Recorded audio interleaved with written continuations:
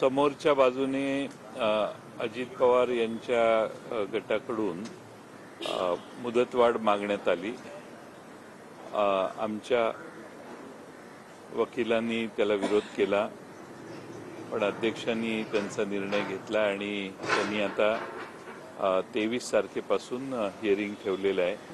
आज मी ह्या अपेक्षेने आलेलो की माझी साक्ष आज होईल, परंतु आता ती तारीख 23 तारीख निश्चित करण्यात आली आहे, कारण विरोधी बाजूच्या वकिलांनी आम्ही जे फाईल केलेले ॲफिडेव्हिट आहेत ते वाचण्यासाठी आणि तयारी करण्यासाठी वेळ मागितला। एक महत्त्वाचं अनिल पाटील यांचं असं म्हणणं होतं या सगळ्यामध्ये की प्रतिज्ञापत्रांमध्ये जो वारंवार त्यांनी उल्लेख केला आहे की शरद पवार कॉन्स्टिट्युशनली लोकशाहीला धरून निर्णय घेत नव्हते, त्याबद्दल त्यांनी आता असं वक्तव्य केलं आहे की भाकरी फिरवण्याचा उल्लेख शरद पवार वारंवार करत होते। याचा अर्थ पक्षामध्ये अशांतता होती आणि मनमानी करण्याचा सगळा कारभार सुरू होता।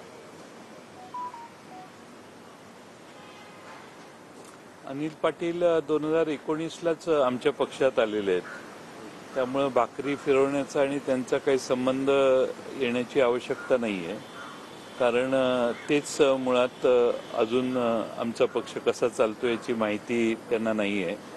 ते आत्ताच नुकतेच आमच्या पक्षात 2019ला त्यांना भारतीय जनता पक्षाने तिकीट दिलं नाही, त्यानंतर ते आमच्या पक्षात आले। सर, त्याचबरोबर जर आपण पाहिलं तर मग त्यांच्याकडून नवीन कागदपत्र देखील दाखल करण्यात आलेली आहे। आता तुम्ही त्याच्याबद्दल नवीन कागदपत्र दाखल करण्यात आलेली आहेत, त्याबद्दल आमच्या वकिलांनी ती कागदपत्र पाहण्यासाठी मागितलेली आहेत आणि त्यासाठी अध्यक्षांनी मान्यता दिलेली आहे। त्याप्रमाणे ती कागदपत्र जी नवीन दाखल केलेली आहेत ती पाहण्यात येतील।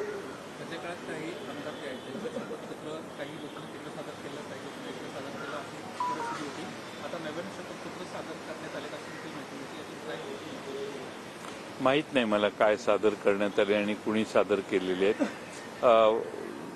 विधानसभेचे सदस्य काही इकडे काही तिकडे, काही मग तिकडे जाऊन पुन्हा इकडे अशी वेगळी भूमिका घेतलेली आहेत। त्याप्रमाणे आज जे दाखल करत असतील ते आज काय कुणी केले मला माहीत नाही, पण ते पाहावं लागेल।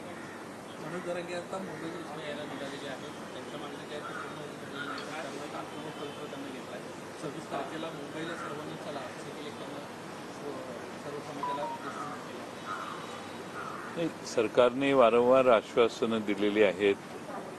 मनोज जरांगेंनी देखील मुख्यमंत्र्यांशी बोलून वेगळ्या वेळा ठरवलेल्या आहेत आणि त्या सगळ्या वेळा टळून गेलेल्या दिसतात आणि मनोज जरांगे यांनी सरकारला मुदत दिलेली होती, ती मागच्या वेळची मुदत वाढ देण्याचं काम देखील झालं। आता 24 तारीख पुन्हा दिलेली होती, त्याप्रमाणे आता त्यांना आजच माननीय मुख्यमंत्र्यांनी आवाहन केलेलं माझ्या पाहण्यात आलं। त्यामुळं मुख्यमंत्र्यांच्या आव्हानाला ते कसा प्रतिसाद देत आहेत त्यावर ठरेल।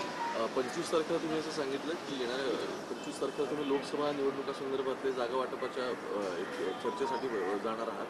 तर सांगलीची जागा मागच्या मित्रपक्षाला म्हणजे काँग्रेसला सोडली होती, त्यातून ती स्वाभिमानीकडे गेली। यंदा सांगलीच्या जागेवरती राष्ट्रवादीचा दावा असेल का?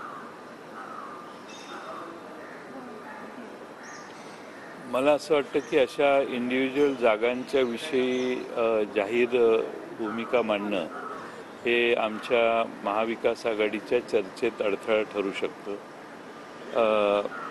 पण तुम्ही म्हणताय त्यात काही तथ्य आहे।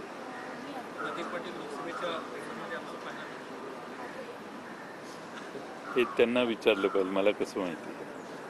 सर, आज पूरा शेड्यूल किया गया है कब कौन सी सुनवाई होगी किस तारीख को, लेकिन जिस तरीके से लग रहा है कि शायद 30 के बाद ही